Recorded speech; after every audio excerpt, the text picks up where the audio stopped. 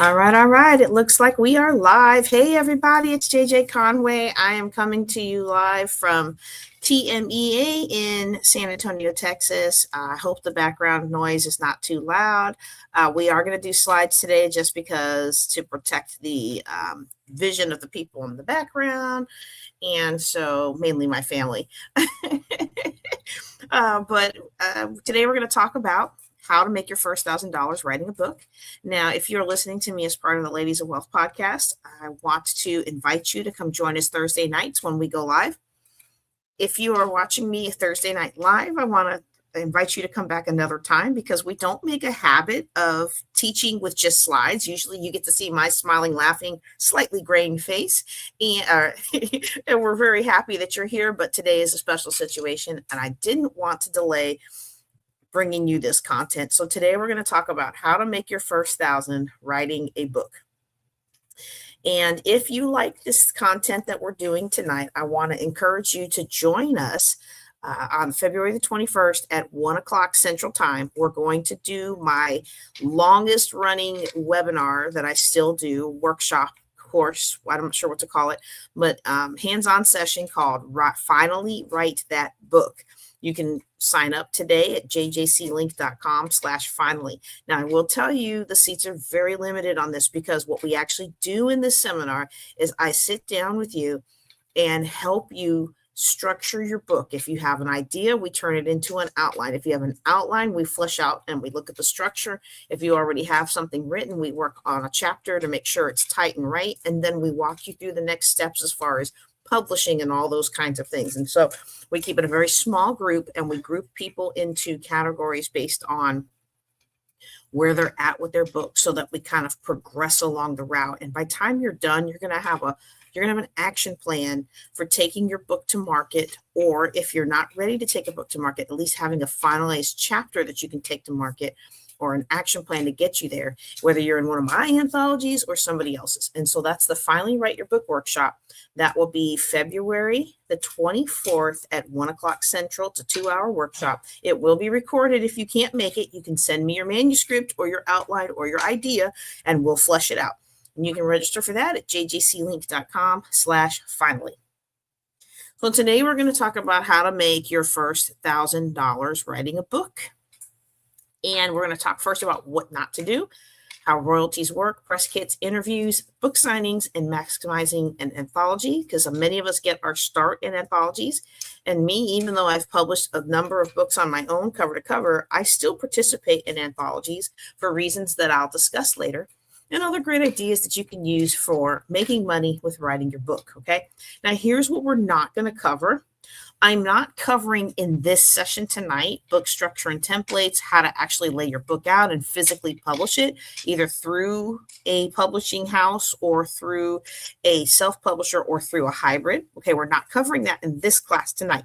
We will cover that in the Finally Write Your Book. Okay. However, I'm going to let you know up front, the information I got on all these things, I got from Greg and Julie Gorman's publishing class, okay? Because I had published a number of books and I did them all the wrong way. And although one of them still makes me good profit, it was nothing compared to learning how to actually structure my book for sales the right way from the start. So we're not going to talk about those things in this class. We're not going to talk about becoming a bestseller or how to hook a traditional publisher, okay? We're going to talk about how to profit once you've either written a book or written a chapter in somebody else's book. And we will talk a little bit about those, but we're not going to go through this detail. Okay. All right. I am going to start off with telling you things please don't do. I have made all of these mistakes thinking I was awesome and cool and unique and special. And no, I was not a special snowflake. These things don't work. Okay. Don't design your own cover. Okay. Don't use novelty typefaces. So like when PowerPoint first came out, we all used the papyrus and thought it was so cool because it looked like ancient Egypt, right? Don't use anything novelty. You want to make sure that the publisher is going to, you want to make sure your book comes out the way you want it to. All right. You don't want to reuse an ISBN. Every time you get a new edition or you make edits, you want to get a new one because that's going to help things be clearer when people buy your book. Okay. And you don't want to assume that just because something looks good on the page, Just because something looks good on your computer, that it's going to look good on your page. You really, if you have a lot of images, if you have a lot of inline outlines, if you have a lot of creative layouts and strategies, you want to make sure that you are getting a proof copy of your book. Okay. And to that, I will also say, don't do your own editing. Okay. There's one more thing I'm going to tell you not to do here in a second. I just want to check and see how everything are going. You don't want to do your own editing. You don't want to do like I do, which is, oh, I'm really good at writing, so I'm just going to edit it myself as I go. If you are going to do your first round of editing, or if your budget's really, really tight, you definitely want to let it age. And then you want to read that thing out loud as if you were reading it for the first time. Because what happens to a lot of us is we mentally think we read something that we meant to write, but we didn't actually write it.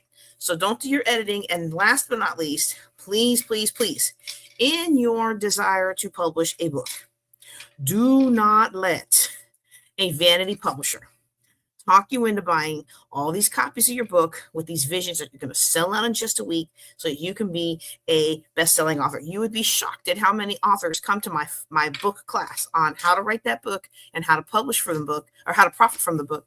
And they have a garage full of boxes and boxes and boxes of books that they didn't sell.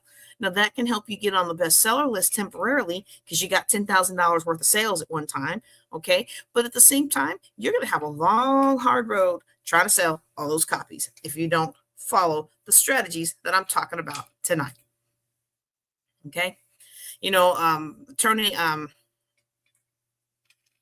Excuse me. I should have looked up how to say his name. I think it's Dearkins. He said, all it takes to publish a book is money. And then he also said, anybody with a computer can publish a book. It's easy. It's also much easier to do it wrong. Don't I know that? Oh my goodness. I have done that so many times. I have, you can go out to Amazon. You can publish your book for free. You can put together any old gibberish and put it out there. And if you pay people, or if you get in a writer's group, you can get people to sing your praises and give you 5 stars, and it's all fake, and you can make money, but it's all fake. And we don't do fake things around here. Okay. We may not always do everything completely if it's not profitable. We cut bait and move on. We serve the people who were with us, and then we don't take new people, but we don't want to publish gibberish. Okay. And I'll talk a little bit about that some more later, but writing the book is not the thing. The thing is making money from the book. Okay. So we're going to talk a little bit about how royalties work, because everybody gets all excited about, oh, I'm going to get royalties. I'm going to get royalties. I'm going to be rich for life because every month I'm going to get checks of royalties. And I hate to break it to you, but royalties are pretty small usually. And what a royalty really is, it's your little tiny piece of profit for every book that's sold. Okay. So let's say you publish a book on Amazon, you self-publish a book on Amazon. When you go to price out that book, you're going to find out you don't make very much on the books. In order for you to make a ton on the books, you've got to A, market pretty high, and B, you got to get a lot of people to buy it. And that's the tough part. I have a book out there on Amazon. I get a check from Amazon every month. Sometimes that check is $50, $60. Sometimes that check is not really a check. It's like a deposit. Sometimes it's not even a deposit because it's so small it doesn't meet the threshold. It might be 25 cents. Okay. So you don't want to count on that until you've established yourself as an author and you know how to market yourself. Again, writing the book is not the hard part. Selling the book is the hard part. Okay. Royalties are pretty small, and they vary by publisher and type. I was really disheartened when I did a book for my son. My son did a book. I made him do it as kind of a punishment, but it actually turned out pretty good. So we published it, and we sold it as a fundraiser for Final Salute as part of my Ms. Veteran America finals. You had to raise money as part of your finals, and it was really cool. I was so excited. We sold this book for like $35, and you know how much we got from it? $7 for each book. Okay. And that was a lot. Okay. That was a lot. So you want to be aware of that. Okay. A lot of times what people get excited about is they get excited about advances. Oh, I'm going to go through a traditional publisher. They're going to give me an advance and I'm going to be super wealthy. Well, the thing is if they're giving you an advance, it's because they think they're going to sell enough to get their money back quickly. Okay. So what an advance is when they pay you some money up front, because what they pay you a little bit of part of what they think they're going to make off of you. So, I got the example here on a slide. And if you're just listening to me on the podcast, I've got a slide that shows a $5,000 advance with the profit of $125 a book means you got to sell $4,000 books before you even earn anything else with that book. Okay. They paid you $5,000 as an advance. They're saying, yeah, we're going to get that money back quick. Okay. And so if your profit, if your royalty on that book is $125, it's going to take you 4,000 copies to equal $5,000. And only after that are they going to pay you any more money. Okay. And so, to get these kind of advances from a publishing house, you pretty much need to have already sold books or have a super large platform. Okay. All right. Now, speaking of platform, we talk about how to have your platform. We talk about what the platform means to a publisher and how you can quickly communicate why you have the value that they want to publish your book. They may want to pay you in advance. Okay. We're going to be covering all of that in the Finally Write That Book workshop, February the 24th at 1:00 Central Time. You can book that at jjclink.com/finally. All right. Let's see. Okay. When you publish your book or as you're going through the book process, I wouldn't do it when you first have an idea. I'd honestly get through your outline and your first initial writing and kind of make sure you're actually going to finish the book. And, I kind of wish right now that I could actually show you me, because this is where I would look at you with all the heart in my eyes and tell you, don't make the mistake that I made, which was I am the queen of, oh my goodness, this is going to be amazing. And I get people hyped up and get all excited. And oh my goodness, we're going to do this thing. And I start telling everybody about it. And then boom, I never finish. Not cool. Not cool. So if you are the kind of person that when you start something, you finish it, then maybe you can get away with this. But for the rest of us, I would recommend that you kind of wait to develop your press kit. You want to buy your name as soon as you kind of think of a name for a title. You want to buy that website name, but then you want to wait on doing the other stuff. Okay. So you're going to want your one sheet. That's a 1-page paper that talks about the book, the theme, the platform that you have, and who you are. You might even want to make book cards, which are like business cards. And of course, you're going to want some ad copy. And with ChatGPT and other AIs, it's really easy to come up with ad copy these days. But you still want to just have something, and it's going to refine as the book gets edited and published. But you want to have something to get excitement generated, and then actually be able to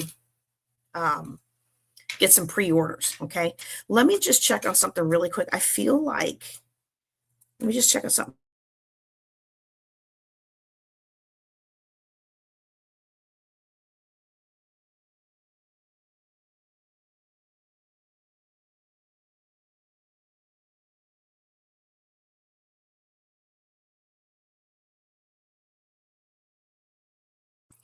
Okay, sorry, y'all. I just wanted to make sure that I wasn't holding anybody up, okay?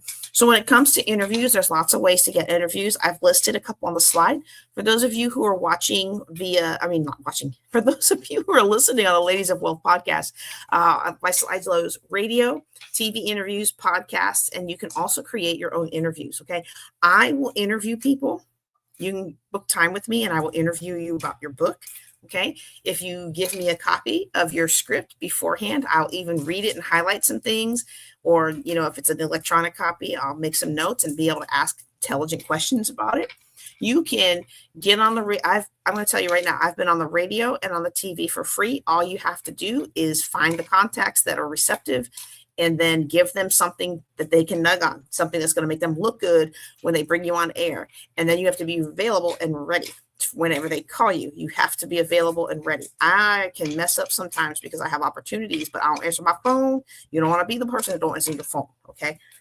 Podcasts, there's places out there to get on podcasts, and you should not be paying. If you're not an established person, a guest on podcasts, things like that, you should not be paying yet. There are groups out there called Find a Guest, Be a Guest that are free. There are others that are called Find a Guest, Be a Guest that charge you, but those aren't the ones you want. Now, once you get up a higher level and you're ready to get on higher tier podcasts, well, then you're going to probably need to pay for some of that.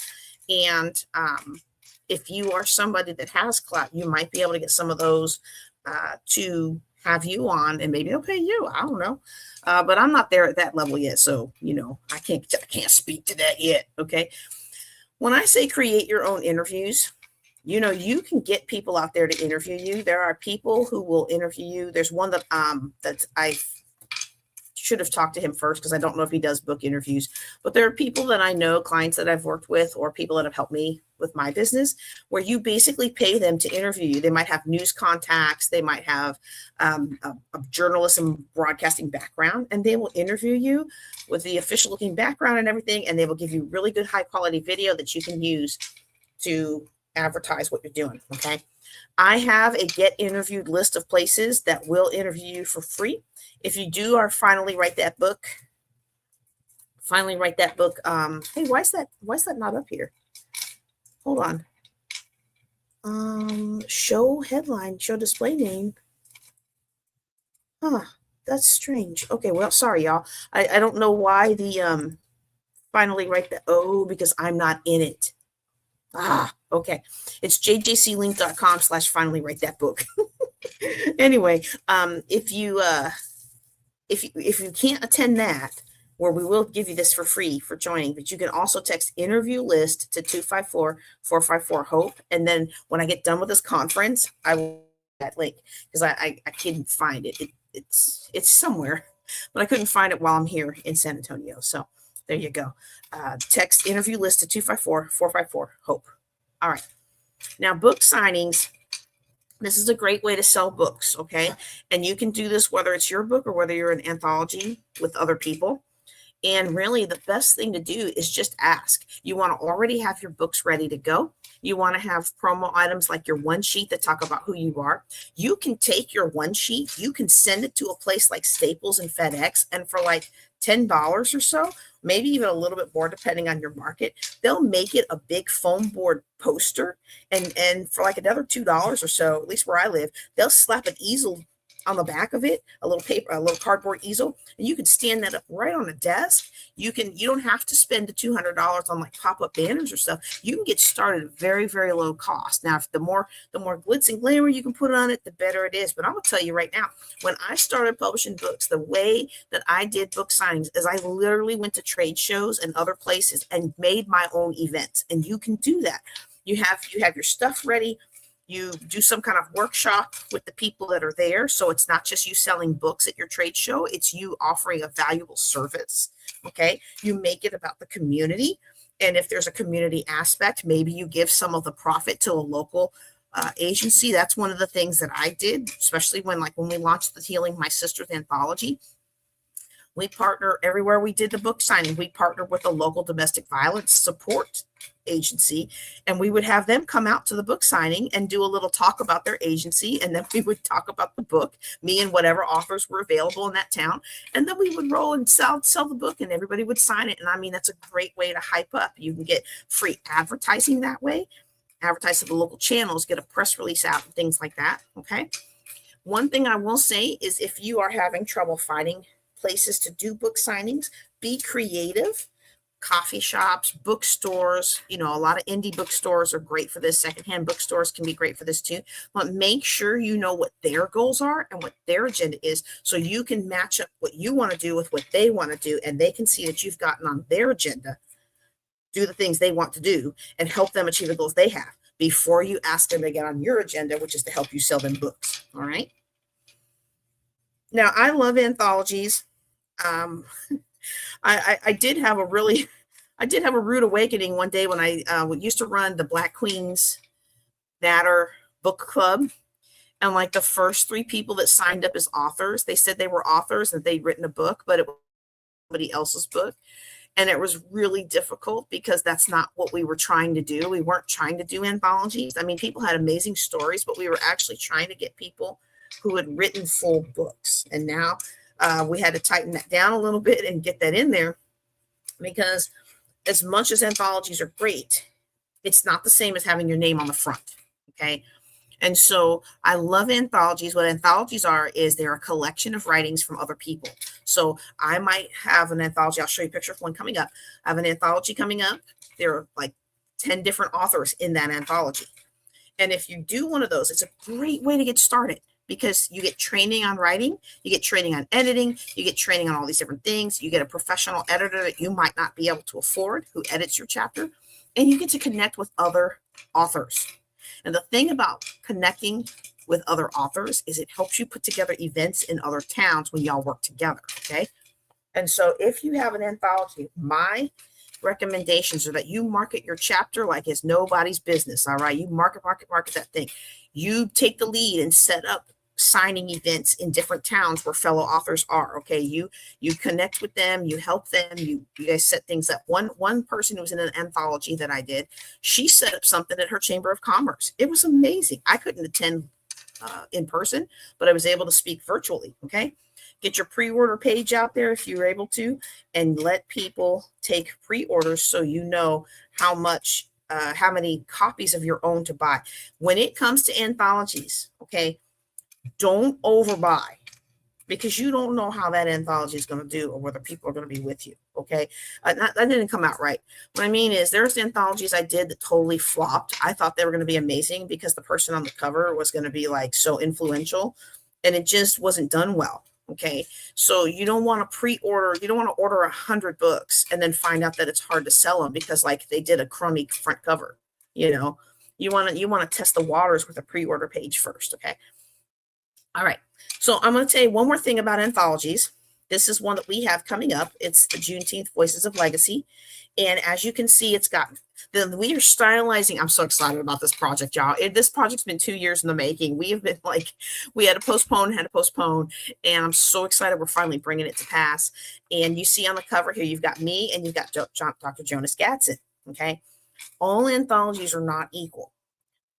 The very first time I paid more than $1,000 to be in an anthology, I was quaking in my boots. But when I got the books had my name and the editor's name. Every one of us who participated in that project, I think we ended up paying like $3,000 for it. And I was just like, I've never paid this much. Never had invested that much into myself before. We each got 20 books with our names on the cover. There are times when I have gone to an event and sold my book and other people were selling their book. And the reason people have verbally told me the reason they bought mine and not the others is because I had my name on the front. And my booth and not the others was because they had my name on the front. Okay. So when you're doing an anthology, make sure you understand why you want to. Because for me, when I do an anthology, it's because when I participate in somebody else's anthology, it's because I want to get connected with a new group of authors. I want to get connected with a new group of potential speakers for my events. Okay.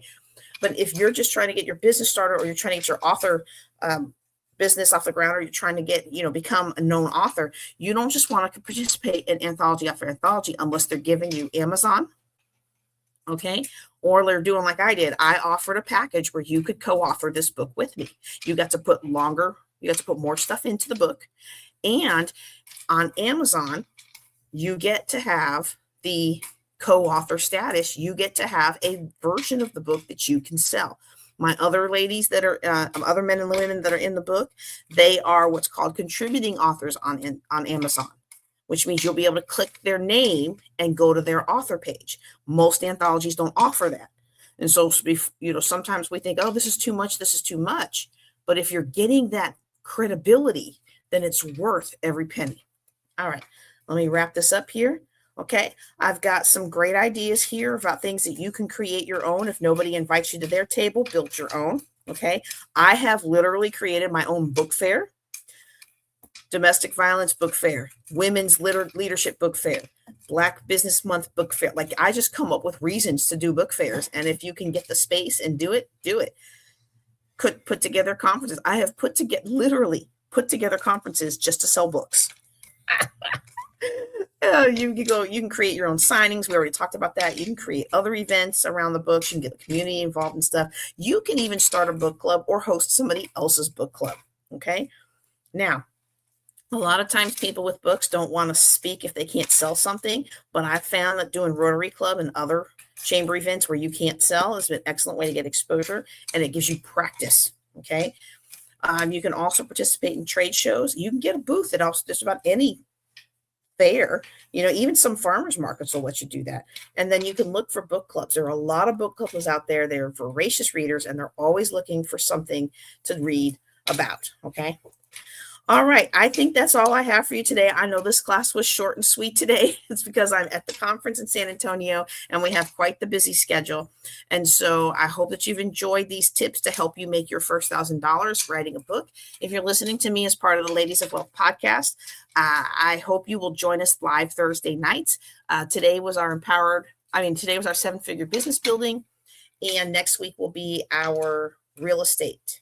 Every third Thursday is real estate. Every fourth Thursday is empowered entrepreneur. And every first Thursday is our fireside chat, where I answer your questions with style and grace. All right, y'all. Wow. Look at that. We actually got one episode recorded in 25 minutes, which is the goal. I don't think I've ever met it yet, but we did today. Y'all take care and be blessed. And I'll see y'all next week.